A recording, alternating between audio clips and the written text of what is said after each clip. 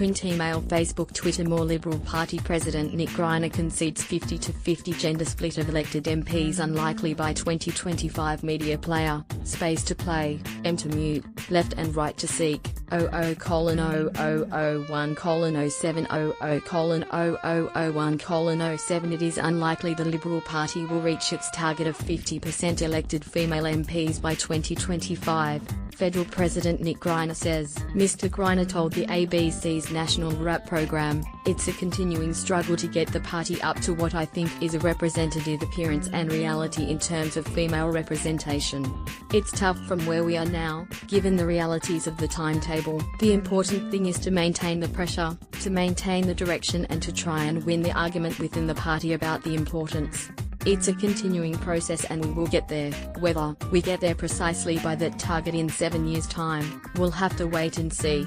In a 15-year low, just 18 of the 84 Liberal MPs and senators in Parliament are women. The coalition's woman problem resurfaced last week, after the dumping of Jane Prentice, LNP member for the federal seat of Ryan and Assistant Minister for Disability Services. Mr. Greiner believed Ms. Prentice's defeat was about the numbers. "It's about politics, it's not about gender," he said. "I think it's a bit easy to conflate everything in these sorts of situations. The nature of political parties and political process is that you do have competition, and the Liberal Party certainly believes, as does the National Party, in a competitive process and the right of individual members to put their names forward."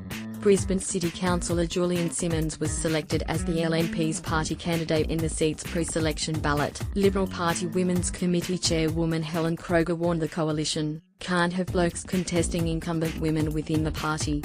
We cannot be removing women from incumbent positions without replacing them with women," she said. Ms. Kroger told the IN Drive the party cannot go backwards in terms of female representation. Mr. Greiner echoed the former senator's remarks, admitting the presence of women on the party ticket is in the interests of its competitive position. Although Mr. Greiner is determined to boost the presence of female representation, he rejected gender quotas as the solution. "We don't believe in quotas, we don't think that women ought to be there on some sort of mathematical formula," he said.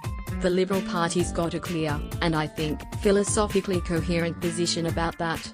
"We think they should be the best candidates for whatever positions are up."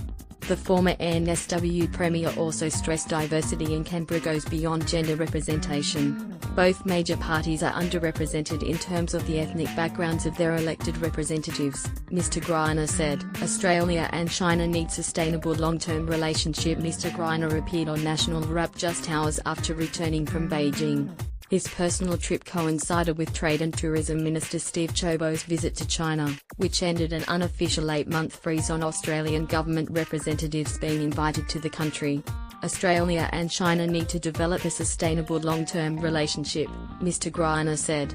"There will be from time to time, as there has been this year, issues where the Australian government is standing up for what it perceives as the national interest." Bilateral relations appeared to sour following the government's announcement of new foreign interference laws and commentary on the South China Sea.